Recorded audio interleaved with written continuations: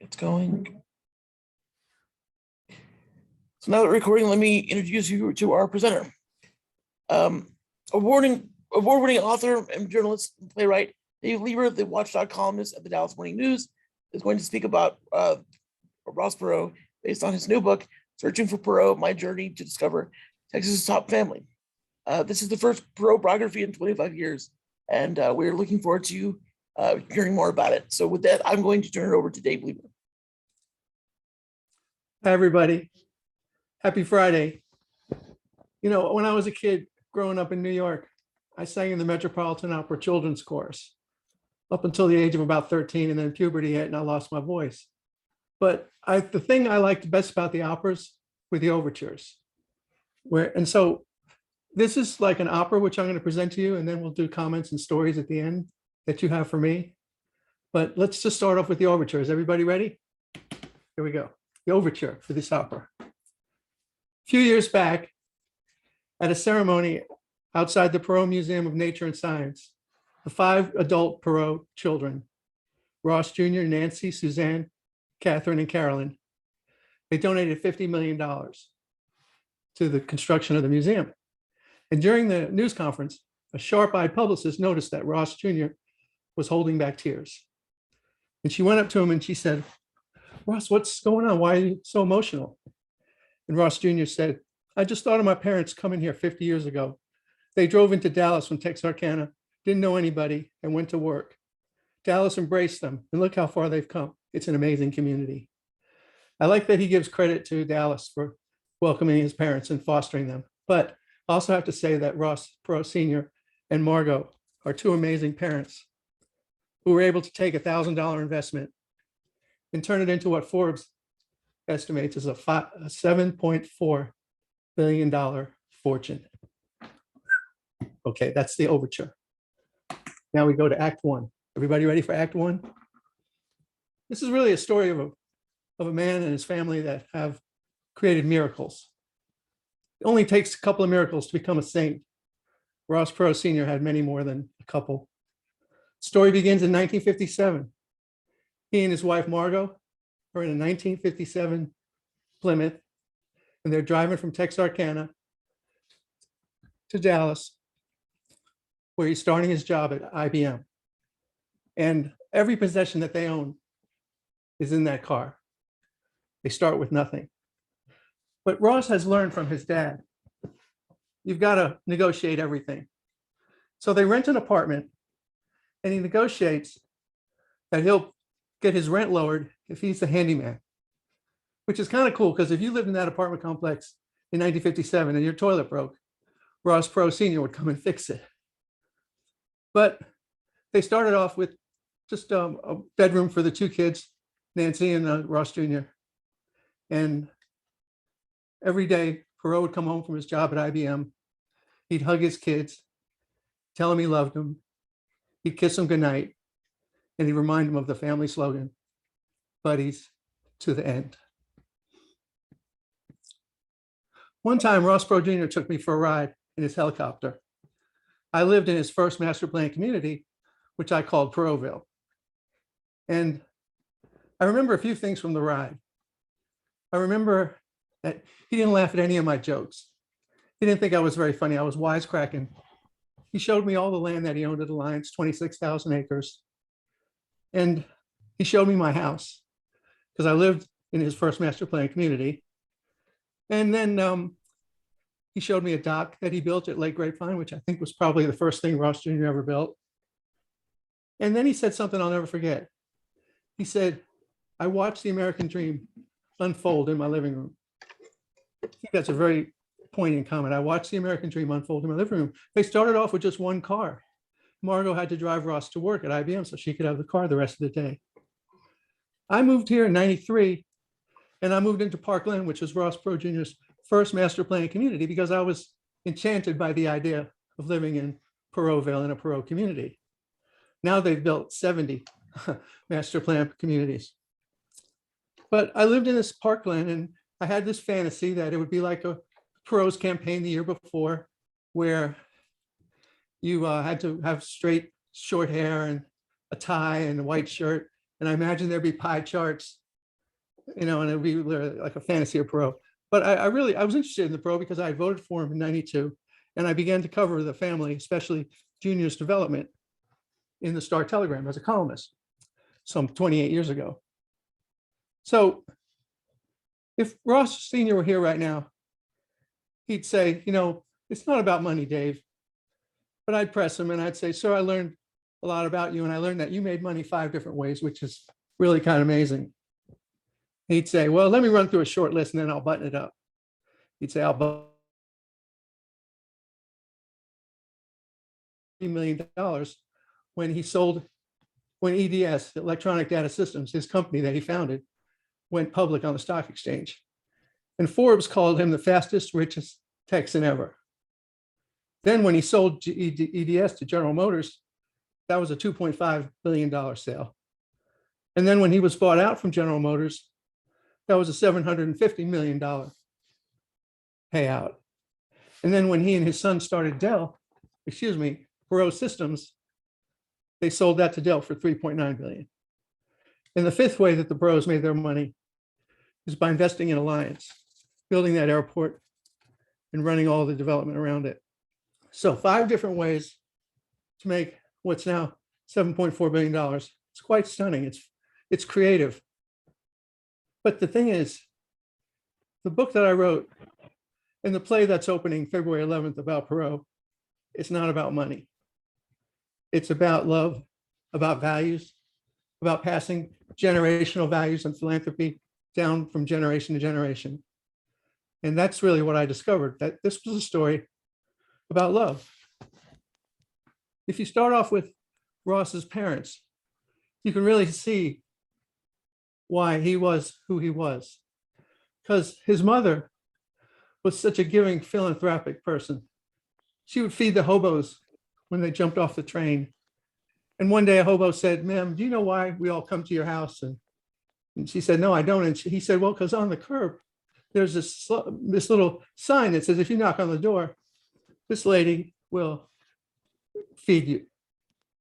And then after, Ross said to his mom, mother, do you want me to remove that? And she said, no, son, leave it there. These are good people. They're just like us, but they're down on their luck. I don't know what's happened to the You damn should help them. sound. Every day, Perot I can't. I haven't said a been prayer able to. in school. And the prayer went like this. Help the man who is down today. Give him a lift in his sorrow. Life has a very strange way. No one knows what will happen tomorrow. So that's how he grew up with his mom. His dad, on the other hand, was this really sharp businessman, a cotton trader in East Texas, who taught young Ross all about buying at auction and selling. In fact, the family slogan was, sell it, you can't eat it, meaning buy it in the morning and sell it in the afternoon. Don't take it home. And that was a sign that was posted. Sell it, you can't eat it. The father taught Ross everything he knew about business.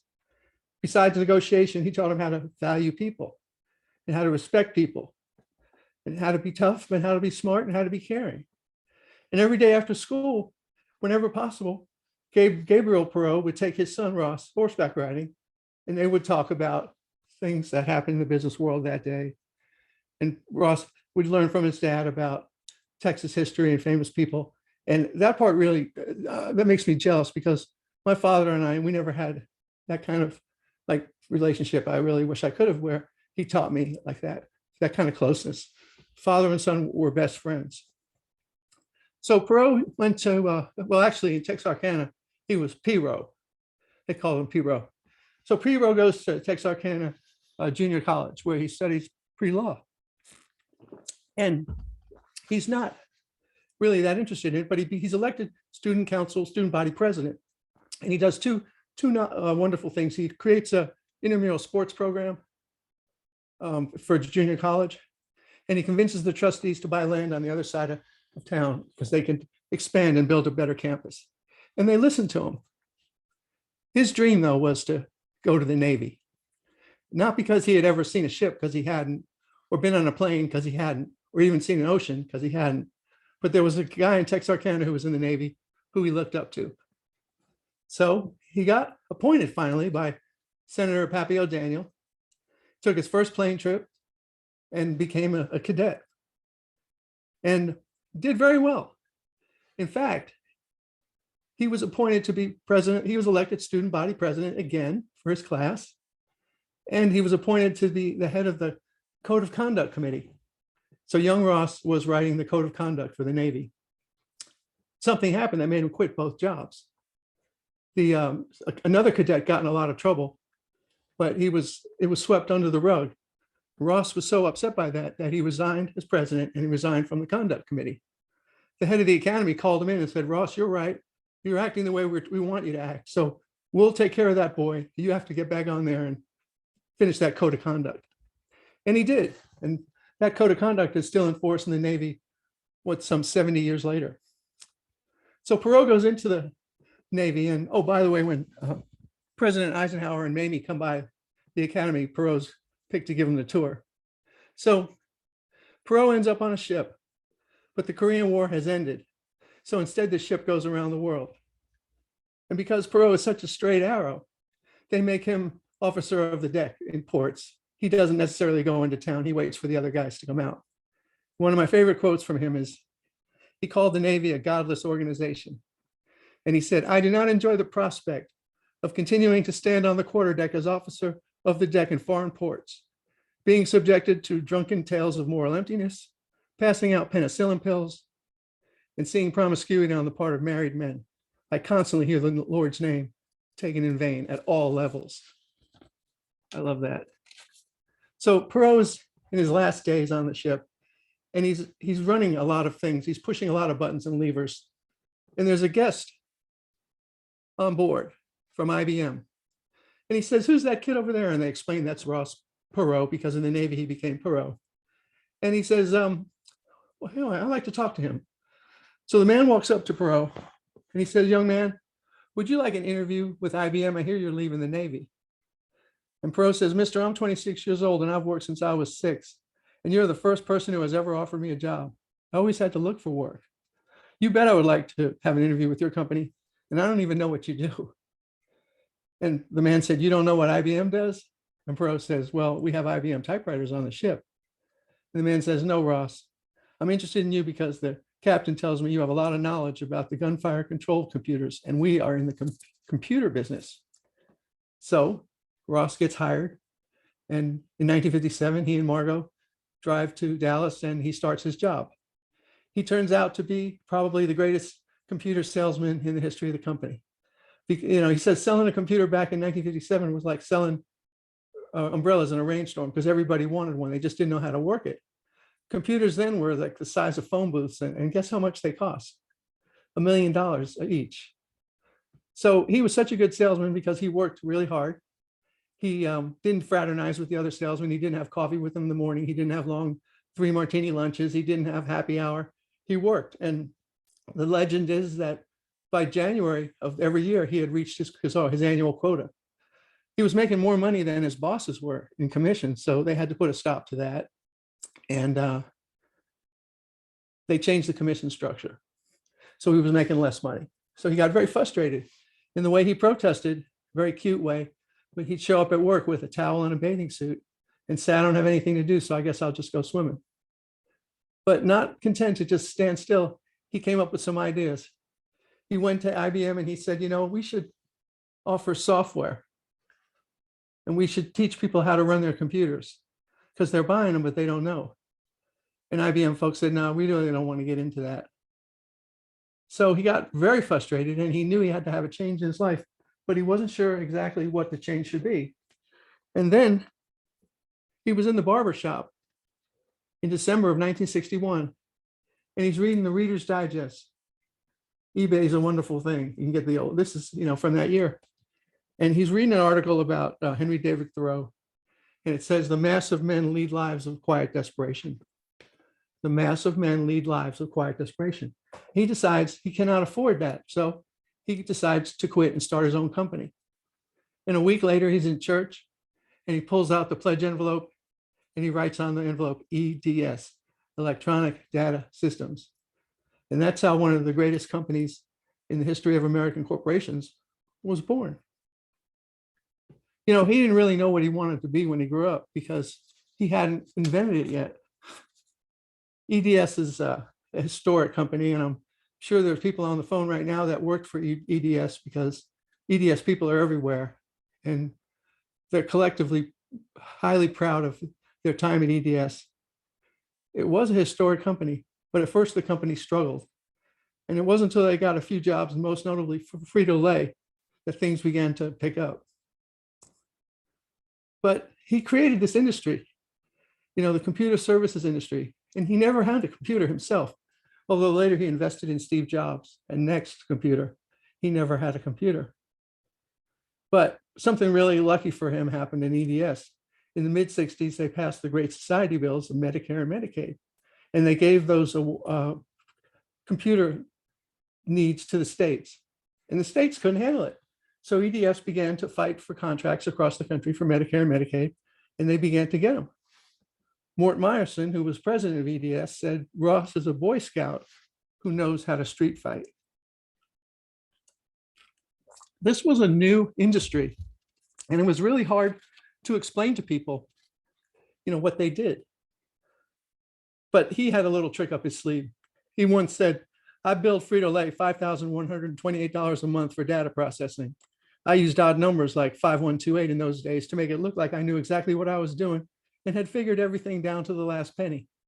I tell my clients, you have to pay in advance. And when they ask why, I say, it's customary in the computer services industry. But the business is so new, there are no customs yet, and I'm making them up as I go along. So that campus that EDS had, that first campus on Forest Lane, was something else because it was on the side of an old country club.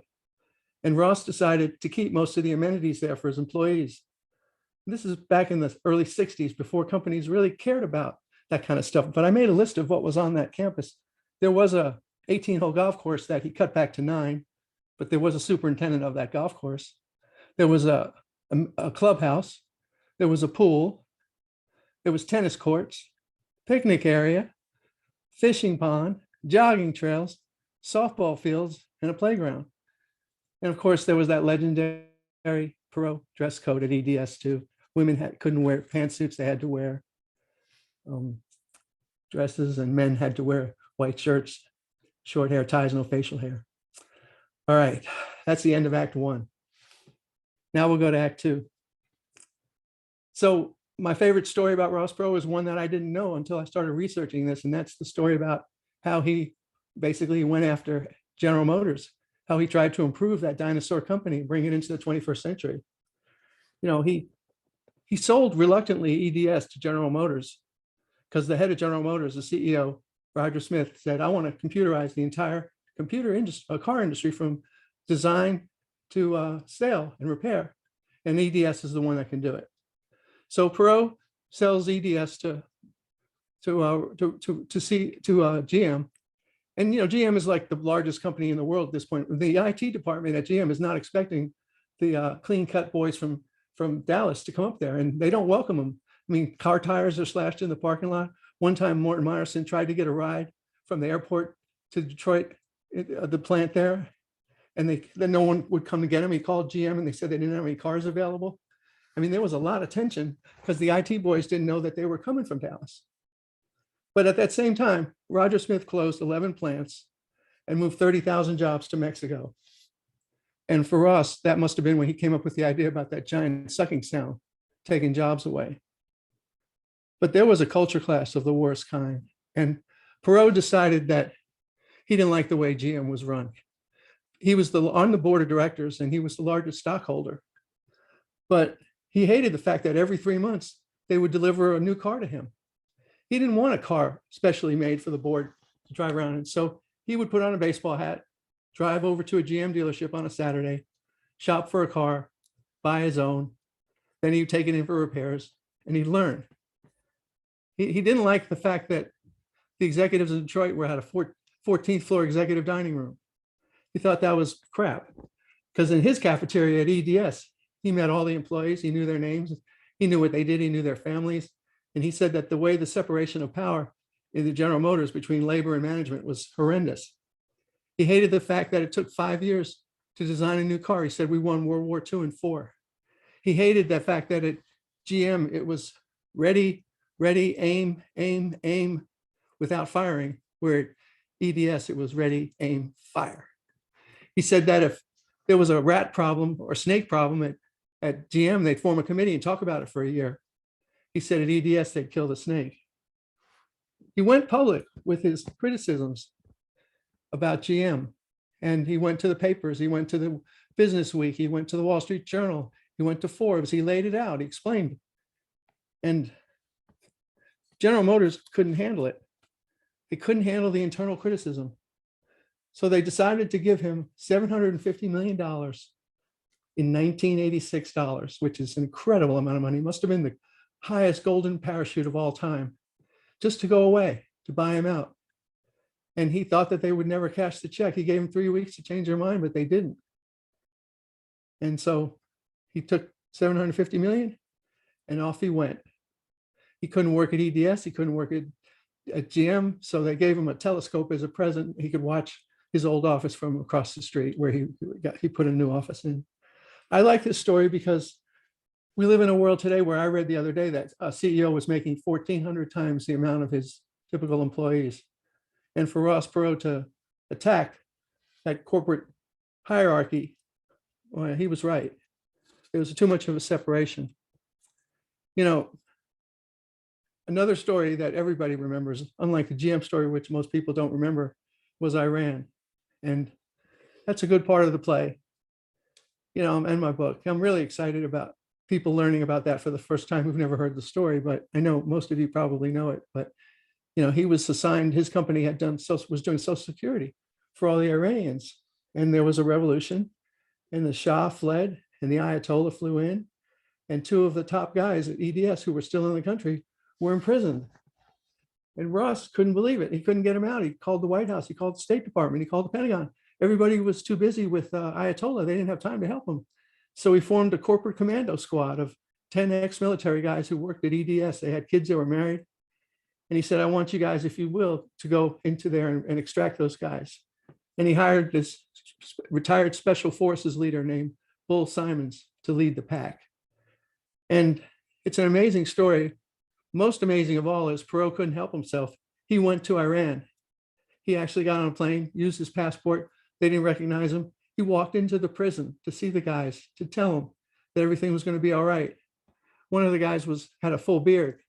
And he said, I'm sorry, Mr. Perot, if I had known you were coming, I would have shaved. And Ross said, that's okay. So, you know, every revolution, they open the doors of the prison, and that's what happened here. And the two guys got out and they flew back home. And they met him at DFW airport. Next day, they had a news conference. And it was legendary. And it was amazing because just a few months later, 53 American hostages were taken at the Iranian embassy and held hostage for 444 days, and we couldn't get him out. But Ross Perot got him out. There was a book written by Ken Follett called On Wings of Eagles. There was a mini series on NBC. Richard Crenna starred as Ross, and Burt Lancaster starred as Colonel Simons. Quite a story. I shortened it, obviously.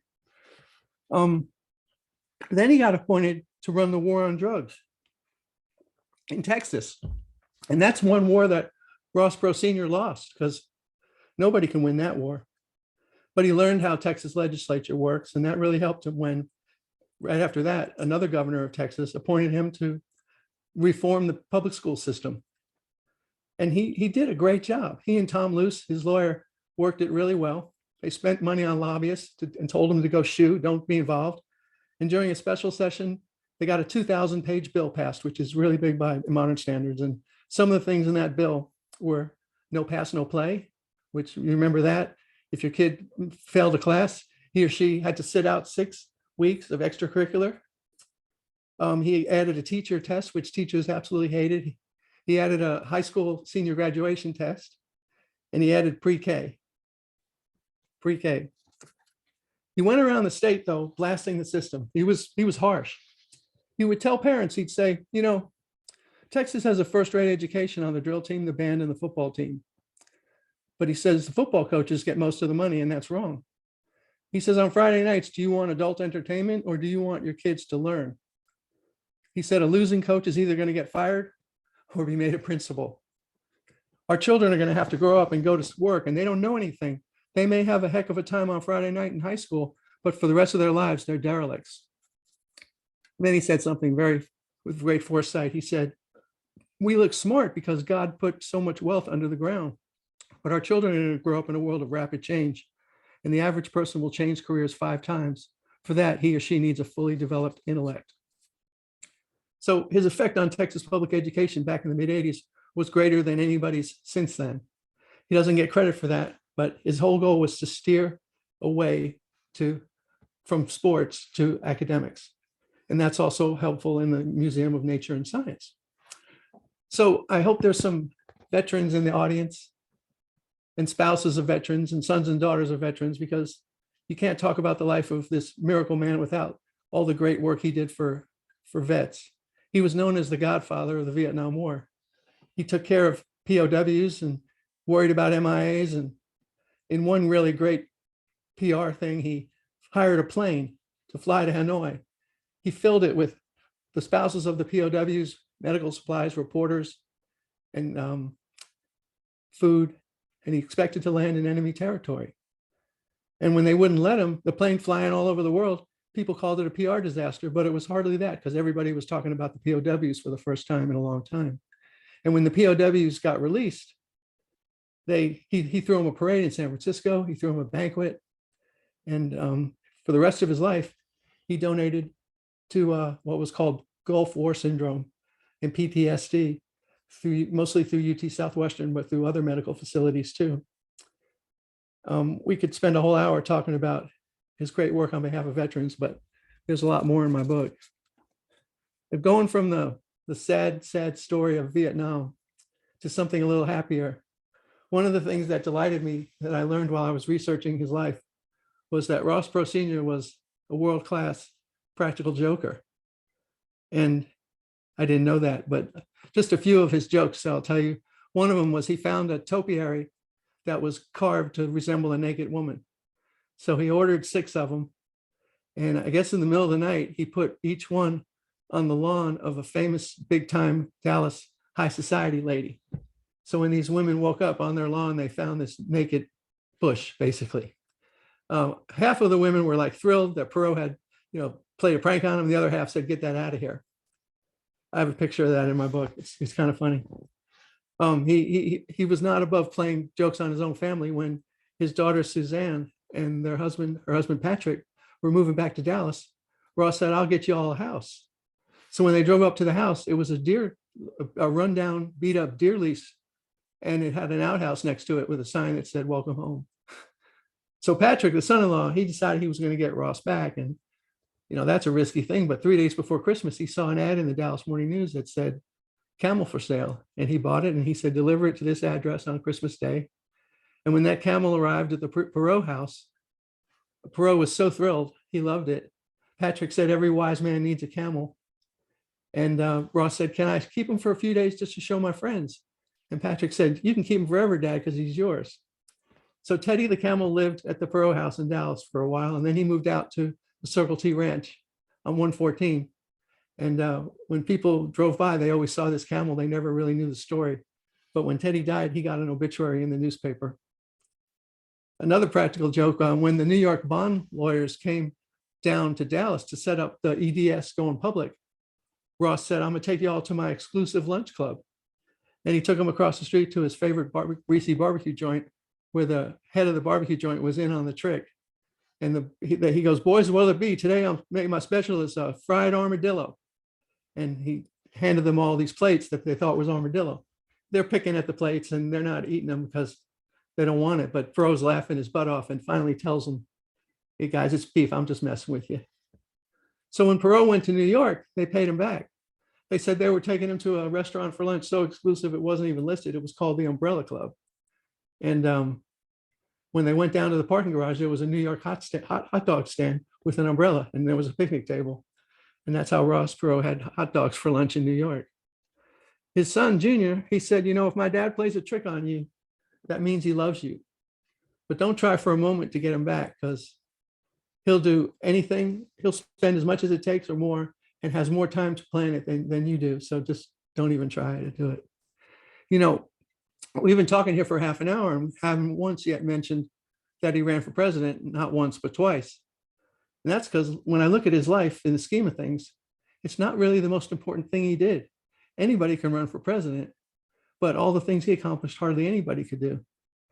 But I remember so well listening to Larry King on CNN that night when Larry asked him if he was going to run for president. The first word out of Perot's mouth was no. But then he said, if people in 50 states get me signatures, get me on petitions, get me on the ballot, I'll run if they don't abandon me once I win. And so what happened next was he got on the ballot in 50 states. They called it Perot mania. The Time magazine CNN poll showed him with like 34%, and President H.W. Bush had 28, and Governor Clinton had 24. He was going to win. The press really knocked him around. They asked him a lot of questions about EDS and about General Motors, because he didn't have any kind of a record. But he was such a good candidate because he really touched people the way he spoke to them. In fact, he actually won the first debate that he was in. But he would say things so well. Like, for example, to explain the national debt, which he hated, which was like 2 trillion then, and now it's 22 trillion. He said that if you stacked $1 million in $1,000 bills, it would go 63 miles into space. $1 trillion actually in $1,000 bills would go 63 miles into space. So if you took 22 trillion today, it would go to Pluto. But you know, he fought for ethics in government. He fought to stop that giant sucking sound of jobs. And I contend that he was especially significant as a candidate because he created that third party that they said wasn't possible. He surprised everybody, his staff, his family, when he dropped out, and he missed the whole summer. And that was it. He comes back though, all of a sudden again, surprising everybody. Early October, comes back. This time the press doesn't have time to beat him up. So that's when they have 3 debates, and he's in all 3 of them, and he does a really good job. He ends up with 19% of the vote. So 1 out of 5 Americans voted for him. And if he hadn't dropped out, he would have gotten a lot more. But it's very impressive. Very, very impressive, his runs for a person who was not a candidate. He always said you got to serve a cause greater than yourself. And I think that's what he was trying to do. The most admirable trait about him, though, is his philanthropy. And philanthropy doesn't mean give out money. It means love, the love of people in Greek. And he loved people. He would go to work and he'd say, it all starts with a telephone call. I'm just sitting here doing business when someone calls with a problem. I like what they're saying. I want to help them. And I say, hey, we got to saddle up and do this. And every day, Junior said, every day my father came to work to figure out how he could help somebody. Sort of like me at the Watchdog at the Dallas Morning News. Every day I come to work, figuring out how I can help somebody, but I don't have $7 billion to do it with.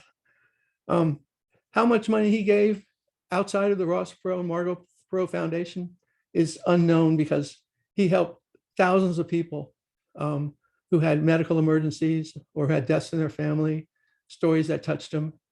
And when he gave you money, he didn't drop it. He came and he visited you in the hospital. You know, he once said that giving money away was harder than actually making it, because he wanted to know where it went, and he didn't want it to go into the budget. He wanted it to start a new program, something that they needed. And I really admire that in him. I really do, because that is to me a Texas thing. You know, Margot, his wife, just was given the Linz Award, which is the most prestigious award in Dallas, the Philanthropy Award. And, you know, Margot has been his partner throughout all of these great endeavors. When she first met him, it almost didn't happen because her friends at college wanted to fix her up on a blind date with this Texas Navy guy. And she wasn't really interested in going on a blind date. And they begged her and they said, if you don't like him, you don't have to stay. So she went. And she liked him immediately. She said later, she said she fell in love with his sense of humor. And when their first date was over, she stayed. And when it was over, she pictured herself living on a ranch in Texas.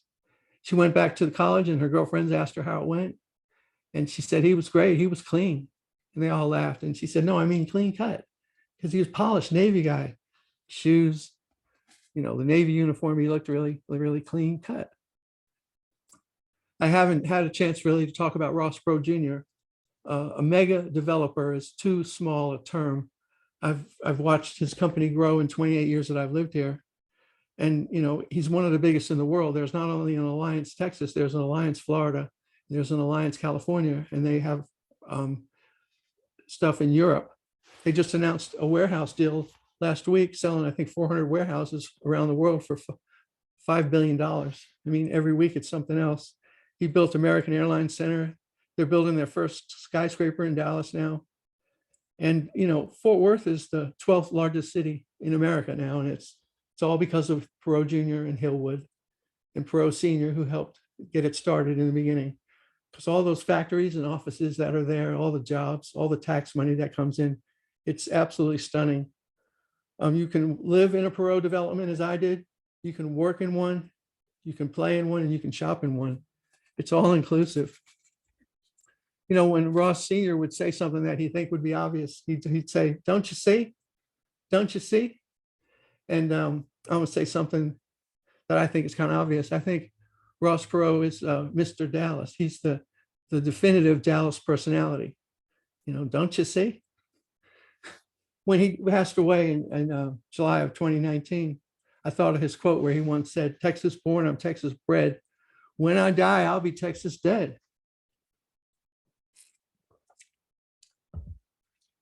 My play on Perot, it's called Perot, American Patriot. It opens February 11th, and it's at the Capel Arts Center. And the tickets just went on sale this week. Get it through this website, perotbook.com. And I'm excited. 9 shows in the month of February, produced by Theater Capel at the Capel Arts Center, which is a brand new $22 million theater. And in the play, Perot gets to talk about all the things he did in his life. And it's just really dramatic and fun. But my goal with the play and with the book, which you see the cover of, is that I wanted to introduce Perot to a new generation. I wanted to highlight his patriotism, his innovation, and his community service. As he would say, it's just that simple. One reviewer said, Lieber calls the book Searching for Perot. Our conclusion is he found him. I'm not selling it on Amazon because I'm at war with Jeff Bezos. I don't like the way he treats authors. So I'm going to go to the post office tonight. If you order one of these at perotbook.com, I'll mail it tonight before the post office closes, and you should have it by Tuesday. That's a promise. Well, I can't promise post office, but I promise you'll get it. So that's the end of Act 2. And now we're going to have a little short Act 3, and then we'll move on to some comments and questions. When Ross died in 2019, the outpouring of love around the world was just amazing. It was just stunning. At the Dallas Morning News, the servers were overloaded as people around the world clicked in to read the story. And I didn't go to the funeral, but I watched it on rossperot.com. And that's something you can do too. And Ross Perot Jr. gave the most beautiful, well-written, touching eulogy I have ever heard in any funeral ever. It was so moving to me that I decided to reverse engineer it and go backwards to the beginning of the family and see how it all happened. And so I'll just share with you his final words, and then we'll talk together, take your questions and comments and stories. But Ross Jr. stood in that church in July of 2019. He said, Dad never wanted to slow down, but in February of this year, our family knew we only had months to go. The Lord gave us another 5 months with Dad. And during that time, he was still going to the office on weekdays, and the lake each weekend. He was surrounded by his family, friends, and wonderful caregivers. Mom and Dad would spend their nights holding hands and watching classic movies, and Dad still wanted to dance with Mom. Our last trip to the lake was 3 Saturdays ago. I arrived 5 minutes late, and I still got the look. On the way out, Dad insisted he stop and give Mom a kiss. At the lake, we sat together holding hands, looking at the water. We did not say much. We did not need to. We had said all we could to each other. He sat in his father's rocking chair, and we looked at photos of his mother and father. And later, my father passed away in peace, surrounded by his family, holding my mother's hand. Condolences have come in from around the world, and as my father touched the lives of millions, my father had courage, character, integrity, Legendary qualities, a true patriot. My father will be missed, but never forgotten. Ross Perot did his duty to God, his country, his family, his friends. He helped other people at all times. His legacy will live through all he touched. Thank you, God, for this wonderful man. Buddies to the end. Thank you. All right, at this time, if you have any questions or comments, please put them in the chat and I will relay them to Mr. Lieber and we can go from there. And again, this recording will be sent out after the presentation's over. So I'll give people some time to type out their questions, then I can relay them. And we did put the perotbook.com link in the chat for people to refer to as well. The whole phrase was "Eagles don't flock. You have to find them one at a time," and that was his recruitment slogan to get EDS employees. He preferred ex-military to work in EDS, and they were eagles. Eagles don't flock. You have to find them one at a time.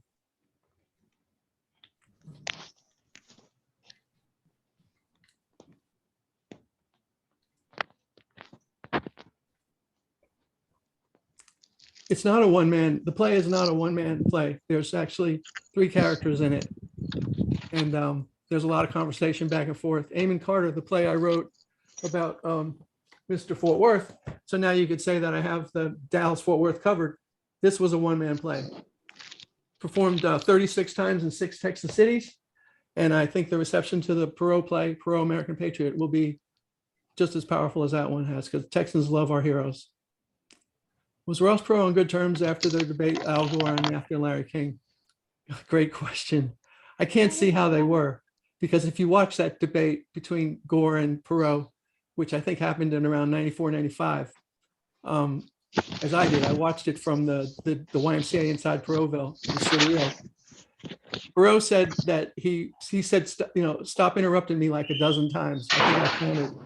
And they were so at each other that there's no way they could have ever had a friendship, because they had attacked each other and it was vicious.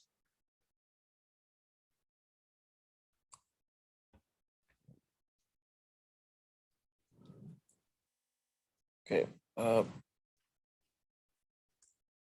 So one question is, what intrigued you to write about Ross Perot versus someone else? That's a good one. I just have basically, when I moved here 28 years ago, I started collecting anything about Perot. And so I have all my original notes from 95, 96, 97, 98. And, I was able to recreate the things that I went through covering them. And it was just, I didn't know why I was collecting all this information. I had no intention of writing a book or a play. But when he passed away and I saw that line, buddies to the end, I just knew that there was a play in this man's life. So the reason is just because I thought I could tell really great stories about a great man. That's, I guess, why I picked it. Another question is, did Ross Perot bring Starfest EDS campus? I don't know the answer to that. I mean, I know that, after he outgrew 71 Forest Lane, they moved to Legacy in Plano, where he launched the whole Legacy Business Park development with J.C. Penney and EDS, but I don't know about Starfest.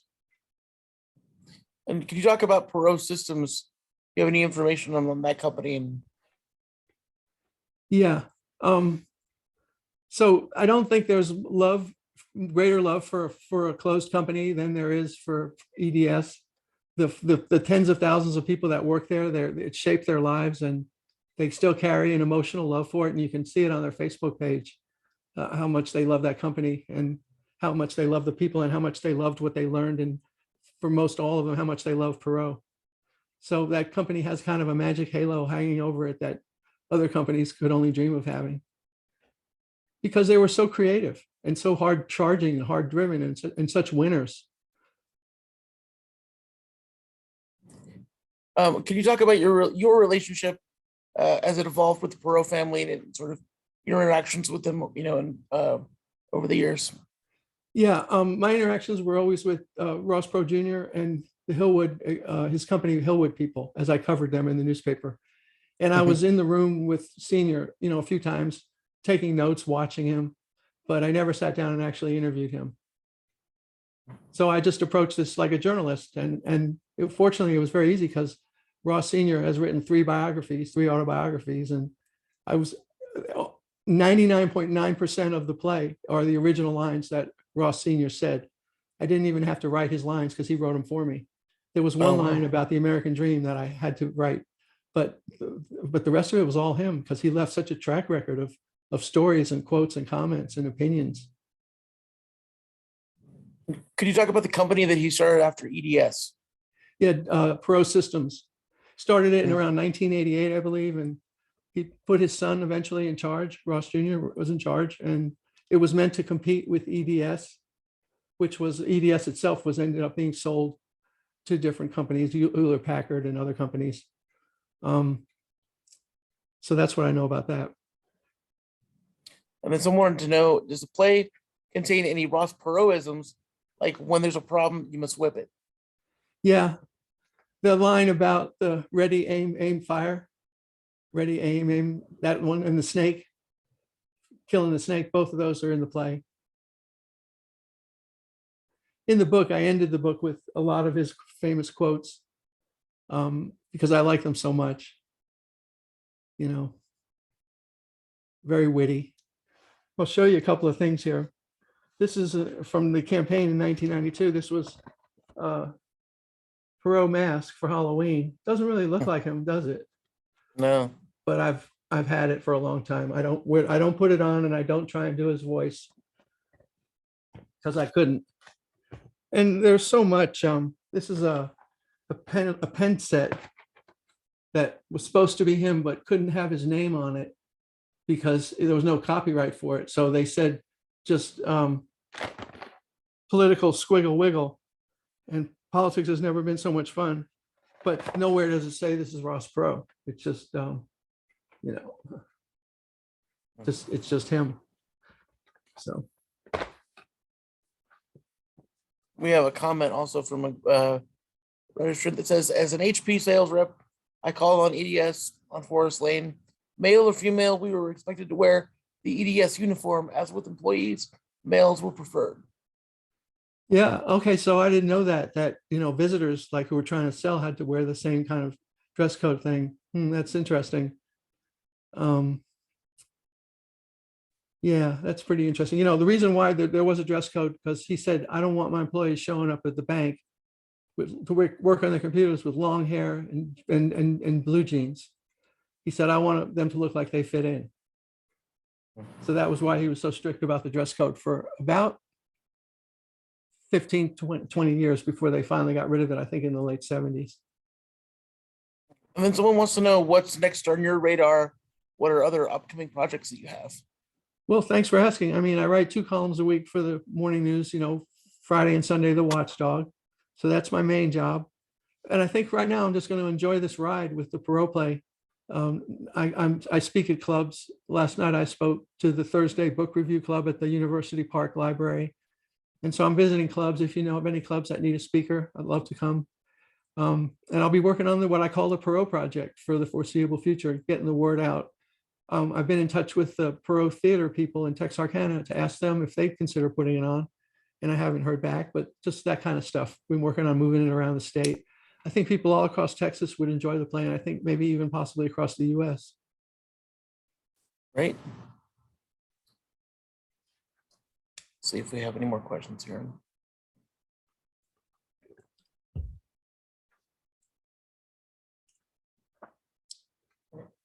Okay, his daughters.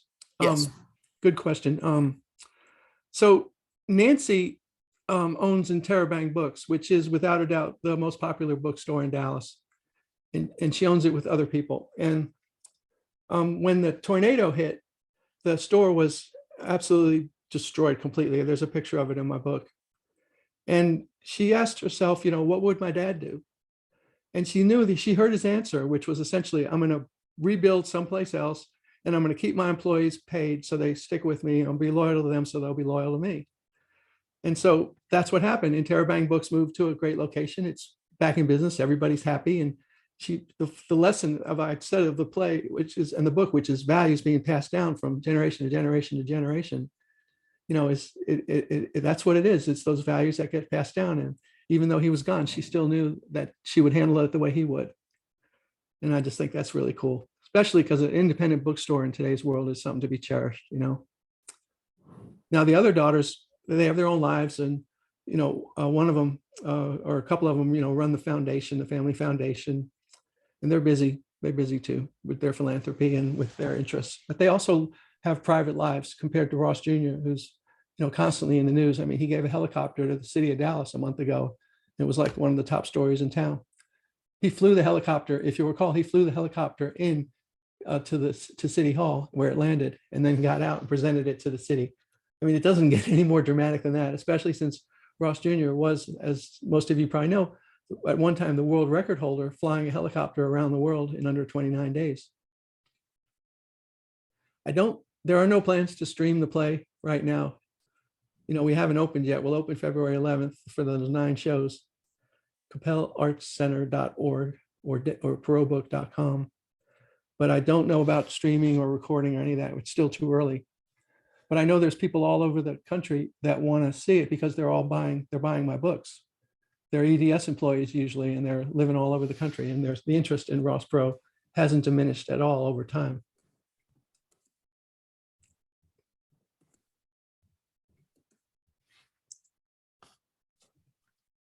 I don't have the chat box open, but I can open it here. Did the Perot family endorse your book?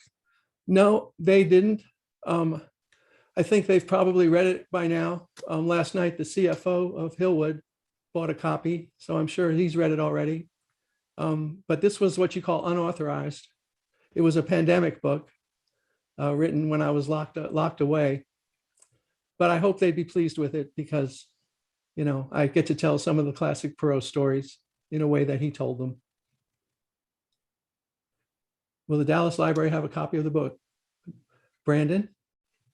Well, you have donated a copy to the Archives Division, and that is currently in the process of being added to our catalog. So as soon as that is completed, that will be available in the archive on the 7th floor for reference use.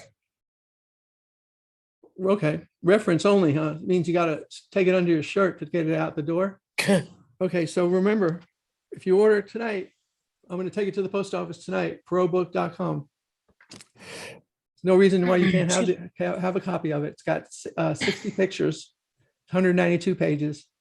The pictures, most of the pictures are classic Dallas Morning News photos going back the last 4 decades. Most taken by a great photographer named David Wu, now retired from the Morning News after 40 years there.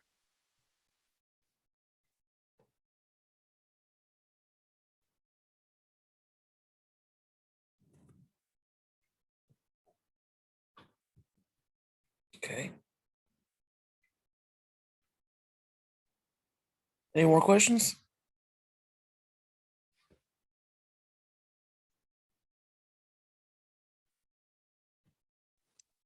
Thank you. Thank you for spending a Friday with me. Mm-hmm. Yeah, I'll see you February 11th, Beth Ann. Okay. All right. Well, I think that's all for today. But again, thank you very much, Mr. Lieber, for joining with us. And we're very happy to hear this fascinating talk. Thanks, everybody. Oh, and Thank they you wanted to all. know, Thank will you your very book be much. available at the play when they come? Absolutely. Okay. Yeah. Yep. Always at every performance. Okay. But I'll be there. And you could autograph it. Yeah, absolutely. No, the play's going to be at the CapelArtsCenter.org. That's who I'm working with on this project. Okay. Does EDS alumni get a discount on the book? Yeah. If you say to me, I'm the EDS alumni guy who asked that question in the chat at the end of your thing, I'll figure something out. I gotta Thank give you. you credit for that because I always teach people you gotta ask. Well, the whole idea is sell it. You can't eat it, right? So that's Right. Mhm. All right, well, thank you again, everyone. And we will be sending the video link out via email fairly soon. So watch out for that. Thanks, Patty. Thank you, Dave. Thanks, everybody. All right. Have a good afternoon. Thanks for joining us. Bye-bye. Bye-bye.